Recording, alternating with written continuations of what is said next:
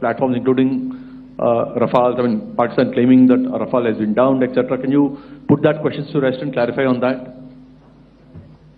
I guess that question is for me.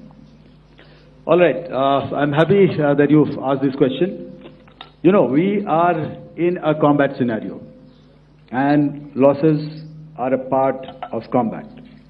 The question that you must ask us, okay, and indeed that we must ask ourselves, you inclusive, is have we achieved our objectives? Have we achieved our objective of decimating that terrorist camp? And the answer is a thumping yes. And the results are for the whole world to see. As for the details, what could have been, how many numbers, which platform did we lose?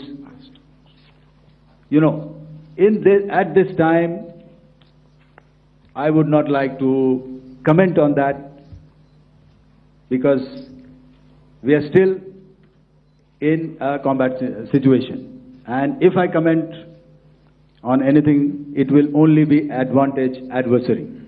So we don't want to give him any advantage at this stage. All I can say is that we have achieved our objectives that we selected, and all our pilots are back home. Thank you.